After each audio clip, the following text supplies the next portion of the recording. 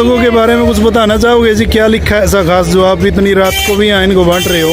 भाई इसमें खासा इतना लिख रखा है, जो रात को बांटो दिन को बांटो, बड़ी खुशी होती है इनको बांटने से। कुछ बताओगे क्या? भाई आज तक ये नहीं समझ सका समाज फिर मायूस में इसके माता पिता कौन है। ये कहते थे कि वे अजरो अमर हैं, लेकिन हमारे धर्म ग्रंथ का ये जन्म और मृत्यु में है।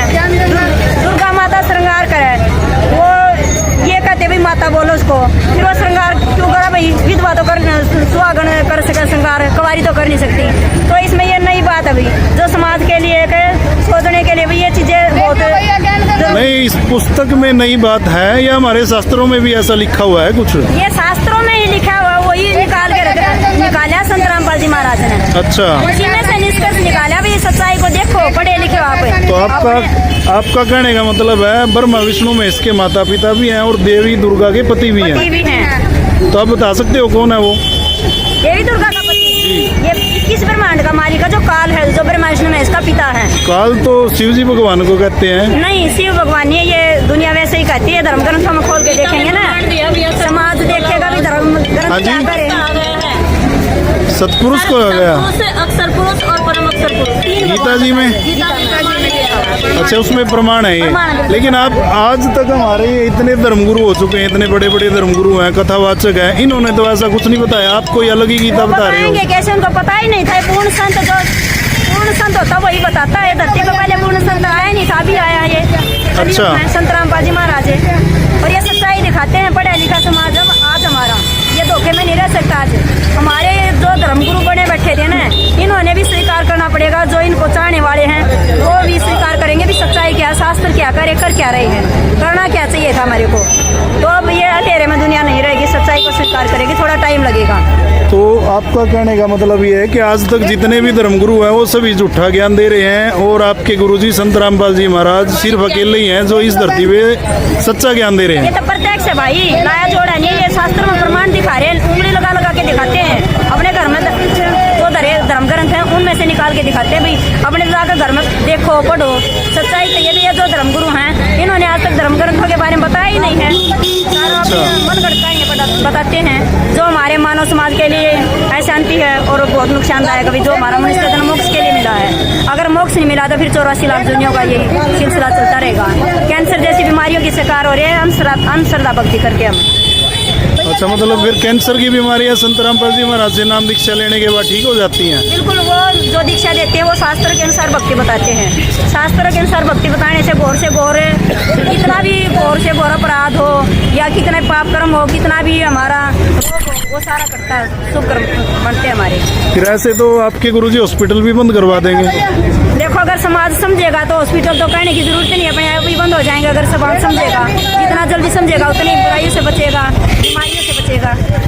और आपके गुरुजी भक्ति किन की बताते हैं, क्या भक्ति करनी चाहिए? भक्ति वो देखो यहाँ ये ब्रह्मा विष्णु में इसकी भी भक्ति बताते हैं भाई, उनकी भी भक्ति करनी है क्योंकि उनके लोग। हमने तो ये सुना था संत रामपाल जी महाराज इन ब्रह्मा विष्णु में देवी देवताओं को मानते ही नहीं है। नहीं, ये प्राइमरी तक का ज्ञान है, ये भी जरूरी है। PhD कैसे करेगा बच्चा अगर प्राइमरी तक का ज्ञान नहीं पड़ेगा? तो इनके लोगों में से निकलना, जैसे हमें दिल्ली जाना, बीच वाली जगह का भी किराया देना पड़ेगा, भले हमें वहाँ रुकना नहीं है। तो ऐसे में सतलोक जाना, मोक्ष प्राप्त करना, इनके लोगों में से गुजरना, तो इनका किराया देना पड़ेगा, जो यहाँ पे हम सुविधाएं स्वीकार करें। तो आपके इष्ट देव कौन है फिर?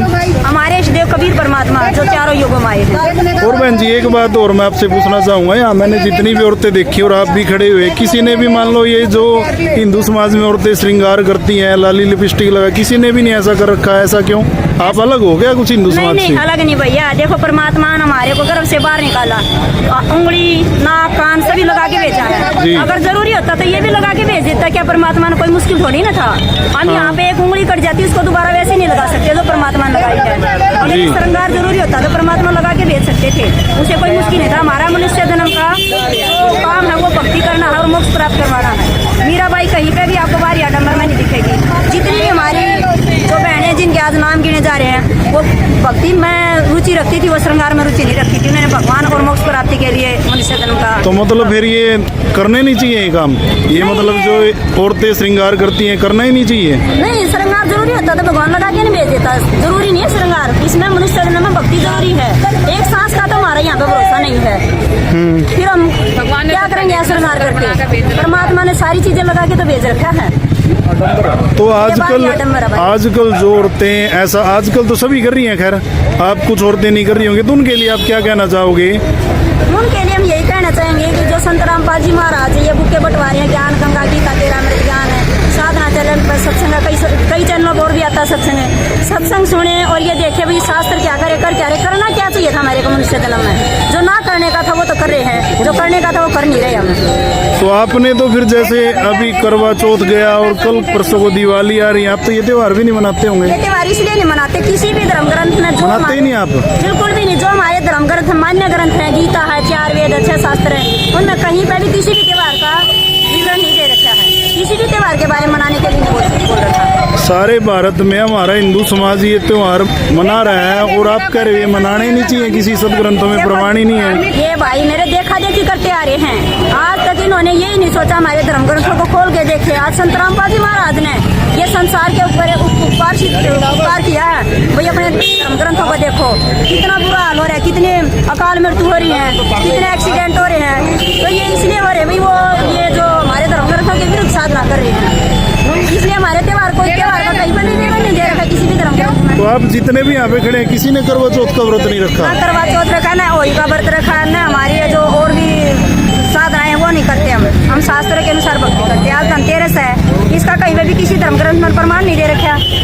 तो जैसे दीपावली त्योहार है, जिस दिन दीपावली मनाई थी सीता वनवास करके लौटी थी, उस दिन तो सबने खुशी मना ली। जब वो गर्भावस्था में थी उस दिन श्री राम जी ने उसको वनवास दिया था, निकाला था, उस दिन फिर इस दुनिया ने दुख क्यों नहीं मनाया? उसके लिए कोई दिन नहीं मनाते। तो ये सारी अंधश्रद्धा भाई, ये अंधविश्वास है हमारा, ये गहराई तक आप सोचेंगे जब संत रामपाल जी महाराज ने जो बताया हमारे को क्या। और श्री राम जी को तो मर्यादा पुरुषोत्तम बोला गया है उनके, और वो सीता जी को घर लाए थे, इसी उपलक्ष्य में तो दिवाली मनाई जाती है। देखो मनाई जाती है, अरे वो तो मना ली जिस टाइम वो आई थी घर से, वो वनवास से उसकी परीक्षा ली थी, अग्नि परीक्षा के बाद भी उसको फिर भी वनवास दिलवाया, फिर वो दुनिया कहाँ गई? एक धोबी के कहने से उसको घर से बाहर निकाल दिया जिस टाइम वो गर्भावस्था में थी।